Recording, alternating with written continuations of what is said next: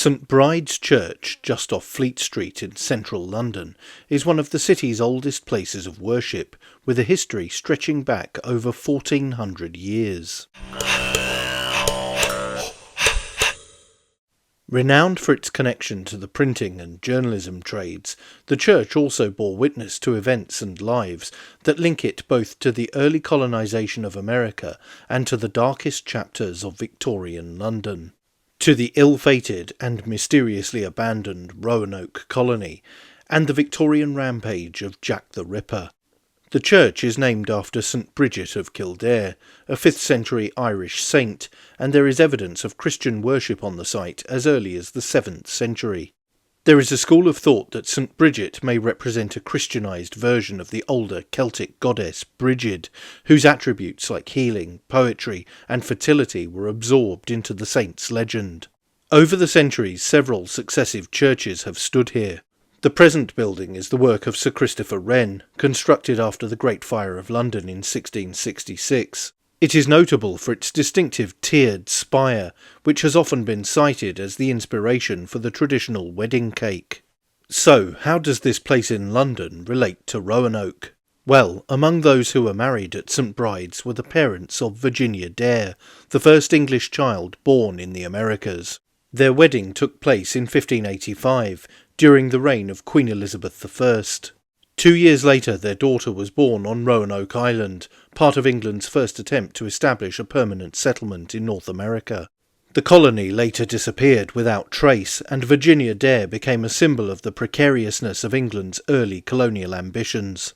A simple plaque in St Bride's commemorates the wedding that preceded her birth, but a more impressive sculpture of Virginia and mannequins of her parents mark the connection between the church and one of early American history's enduring mysteries.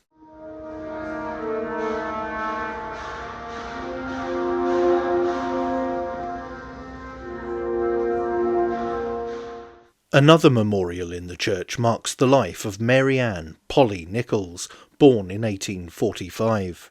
She was married in St Bride's in 1864, during a time when the surrounding area was home to working-class residents and growing poverty. In 1888, Nichols became the first known victim of Jack the Ripper. Her murder in Whitechapel gained national attention and began one of the most infamous criminal cases in British history. And another mystery: who was Jack the Ripper? The plaque at St Bride's, however, focuses on Nichols's life. It reads simply, "Remember her life, not its end." The inscription is a powerful, if understated, reminder that Nichols, like the Ripper's other victims, had a personal history, often overlooked in the retelling of the sensational and still unsolved crime. St Bride's itself has endured a great deal. It was damaged in the Great Fire and again during the Blitz in 1940, when bombing left only the outer walls and spire intact. During the post-war restoration, archaeologists discovered the remains of earlier churches beneath the structure, including Roman pavements and Anglo-Saxon foundations. These findings confirm the church's role as one of the oldest continuous sites of Christian worship in London.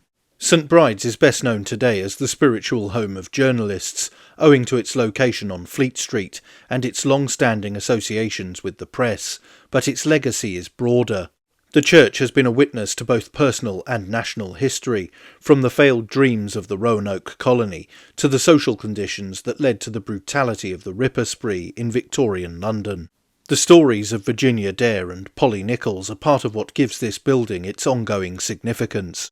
The church's long history, combined with its connections to both well-known and lesser-known figures, makes it an important part of London's rich historical landscape. It is a beautiful and fascinating place to visit, especially as a trained journalist myself. But that's it for this video.